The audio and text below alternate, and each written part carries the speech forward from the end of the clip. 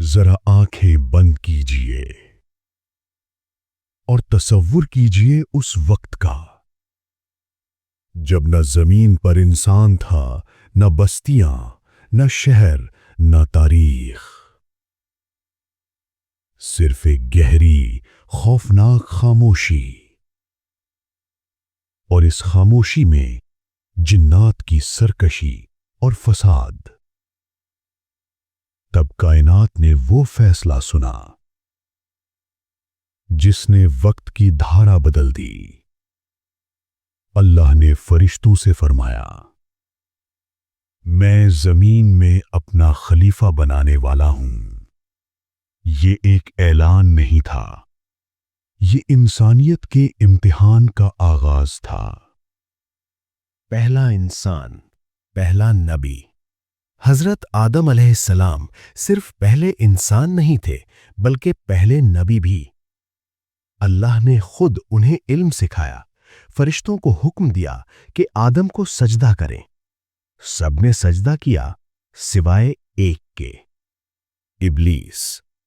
یہ وہ لمحہ تھا جب شیطان نے انسان کو اپنا ازلی دشمن بنا لیا۔ جنت کا امتحان، جنت جہاں ہر نعمت تھی، ہر سکون تھا، مگر ایک درخت حرام تھا۔ ابلیس نے تلوار نہیں اٹھائی، اس نے سرگوشی کی، میں تمہارا خیر خواہ ہوں، یہ درخت تمہیں ہمیشہ کی بادشاہت دے گا۔ اور یوں انسان سے لغزش ہوئی، لیکن یہی انسان معافی مانگنا جانتا تھا۔ اے ہمارے رب، اگر تو نے ہمیں معاف نہ کیا تو ہم برباد ہو جائیں گے۔ یہ تاریخ کی پہلی توبہ تھی۔ زمین پر اترنے کی سزا یا مشن؟ اللہ نے توبہ قبول کی، مگر زمین پر اترنے کا حکم دیا۔ یہ سزا نہیں تھی، یہ ذمہ داری تھی۔ کانٹے، پتھر، محنت، پسینہ، یہیں سے انسان نے سیکھا کہ عبادت صرف سجدے کا نام نہیں، بلکہ صبر، محنت اور اطاعت کا نام ہے۔ حضرت آدم علیہ السلام اپنی اولاد کو توحید سکھاتے رہے، لیکن وقت گزرا، نیک لوگ دنیا سے رخصت ہوئے، اور شیطان نے یادگار کے نام پر بت تراشوا دیے۔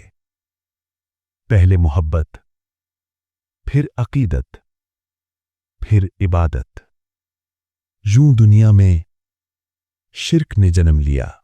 اللہ نے حضرت نوح علیہ السلام کو بھیجا، 950 سال دعوت، انکار، تمسخر، پتھر۔ پھر ایک دن خشک زمین پر کشتی بننے لگی۔ لوگ ہنستے تھے، مگر نوح علیہ السلام جانتے تھے یہ ہنسی زیادہ دیر نہیں رہے گی۔ اور پھر آسمان پھٹ پڑا، زمین ابل پڑی، غرور ڈوب گیا، محلات بہہ گئے، دنیا پاک کر دی گئی۔ اسی لیے نوح کو دوسرا آدم کہا گیا۔ طاقت کا غرور قوم عاد، جن کے جسم پہاڑوں جیسے تھے، انہوں نے کہا ہم سے زیادہ طاقتور کون ہے؟ اللہ نے جواب دیا ایک ہوا کے ذریعے، 7 رات 8 دن، وہی طاقت ان کی قبر بن گئی۔ ایک اونٹنی، ایک چیخ۔ قوم سمود، پہاڑوں کو گھر بنانے والے صالح علیہ کی قوم۔ معجزہ مانگا، چٹان سے اونٹنی نکلی، پھر غرور، پھر قتل، پھر چیلنج، عذاب لے آؤ، اور پھر ایک چیخ، ایک لمحہ، خاموش قبریں۔